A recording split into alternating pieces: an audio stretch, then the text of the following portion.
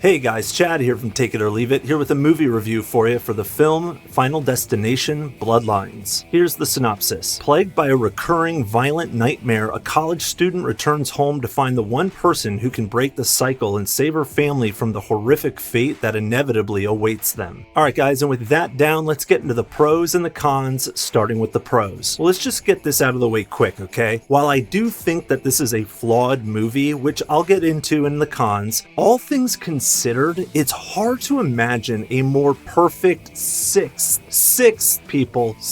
entry to the Final Destination franchise, which, by the way, is coming out 14 years after the fifth installment. Once you factor all that into your calculus, the fact that this film is that good is pretty insane. And broadly speaking, what do I think works about this film? Well, I think that it pays homage to the original 5 films, but it also kind of breaks its own ground that makes this, a worthwhile 6th film. It doesn't feel like a copy and paste bullshit movie. Alright, so it's got some of that Final Destination DNA that we know and love, but it also has its own unique DNA at the same time. Great, but let's get down to it. Does it have the awesome frickin' kills? And the short answer is yes, it does. Big time. I mean, honestly, I actually think that the kills in this are stepped up a notch in terms of their intensity and their creativity, and both of these are amped up so high that this film will have you laughing after the kills. I mean, they are so outrageous and they're so brutal. How can you help but laugh at times? But not laughing at the film, laughing with the film. But that right there is part of the unique touch that the filmmakers put on this film, because the other Final Destination movies, in particular, I think movies 3 through 5, I think that most of us can agree that they're kind of so bad they're good at times. Like, they're not genuinely funny. Whereas this film, it clearly embraces the comedy head on. And I think that was the right thing to do, because the other Final Destination films, like, they were a product of their time. You can't make those anymore in this day and age. So instead of trying to do that, let's just kind of take it in a different direction and let's just make it actually funny. And while the humor didn't always land for me, I think the majority of the time it did. And regardless, I think it was still the right call to go that direction. But yeah, if you're looking to squirm during a Final Destination film because of the outrageous and insane kills, I think you're going to get that in this movie. Another thing that I need to applaud these filmmakers for, in particular the writers, are some of the strongly written character moments in this movie. Again, the original Final Destination movies, those characters were fodder for Death to have his way with, and we didn't give two shits about those characters. But in this movie, there are some strong character moments. In particular, I'm talking about Iris and what she decides to do, Uncle Howard and how he kind of addresses the family. Like, he's so likable. You can't help but like this guy. And lastly, for the pros, this was a really organic progression and evolution of the Final Destination franchise without feeling forced. This didn't feel like some studio executives were like, you know what, this Final Destination franchise from back in the day, it's super hot right now and we need to whip up a script and get this thing pushed out into theaters immediately. Like, no, it felt like the writers actually had a story they wanted to tell and a direction they wanted to go with this franchise. And while I do think that this film is about as perfect as a 6th entry of the Final Destination franchise can be, like I said earlier, this film is flawed in its own right. So now let's get into the cons. The first being that while I do really appreciate the introduction of new lore into this movie and into this franchise, I really wish that they fleshed out this lore even more and it was more clear on the new rules that were being introduced. I don't know about you guys, but I found myself rationalizing why certain things were happening in this movie based on what we had seen established in the previous films. And then I caught myself and I was like, no, dude, you're not doing this. You're not rationalizing this because it makes sense. You're rationalizing this because you want it to make sense. But in reality, I'm not really sure that it does make sense. But even if it does, I still think that the filmmakers weren't clear enough in how this new lore information information was being presented and delivered to us. So yeah, I wish that stuff was smoothed out a bit. I also wish that we spent more time watching the characters become exposed to the lore and the events from the previous Final Destination movies. You know, that we, the audience, are aware of, because half of the fun is watching them slowly but surely change their mind as they get exposed to more and more of this. Instead, this transition felt more like the flip of a light switch, where in one scene the characters don't buy this shit, and then another scene happens, and then the following scene they definitely believe this stuff now. And I was just like, that's too damn quick. Come on, draw it out a little bit more. We're here for it. A couple other cons that I have are the fact that there were definitely limited practical effects in this movie. There's a ton of CGI. Some of the times it absolutely calls for it, but there are definitely times where I was looking at this going, you guys could have put some practical effects in here. That was definitely doable, and I wish you did. And lastly, for the cons, there are some seriously bizarre character choices and behaviors that had me scratching my head. For example, without going into spoilers, there's a character that ends up coming to a hospital who absolutely should have stayed home. Like, there's just no good reason for it. You know how many ways you can get killed at the hospital? There's also a point where one of the characters turns on the rest of the family and starts bossing another character around in this really aggressive way. It just felt like a total shift for the character that came out of nowhere. And lastly, there's a character who's driving an RV at the end of the film who absolutely should not be driving. That's clear. That is so obvious. What are you doing? Do you just not give a shit about any of the other characters in the RV? That makes no sense considering what I've seen in the rest of the film. Oh wait, I think I have a feeling the writers were trying to insert a comedic moment that was unnecessary. But like I alluded to earlier, I think the pros definitely outweigh the cons, and I really think that you couldn't have asked for a better Final Destination 6. And if these filmmakers are able to make some adjustments, some corrections, and evolve this into Final Destination 7, I think it's possible Final Destination 7 could be the best film of the bunch. But in the meantime, I'm going to give Final Destination Bloodlines a 6.8 out of 10. But those are just my thoughts, take it or leave it. What do you guys think? Have you seen Bloodlines yet? Are you excited about it? Do you think it lived up to the previous films? Let me know down in the comment section. Let's talk about it. And if you enjoyed this video but you want more information about what's on my watch list, what I'm currently watching, the kind of ratings I'm giving these films, as well as upcoming releases I'm looking forward to, don't forget to follow me on track.tv. My username is TIOLI_reviews. The link is in the description box. Go ahead and click it and start following me on Tracked, and I look forward to seeing you over there. And as usual, guys, thank you so much for stopping by my channel. I really appreciate it. Don't be afraid to hit that like and subscribe button. And until next time, I'm Chad from Take It or Leave It, and I'll check you later. Check you later. Check you later.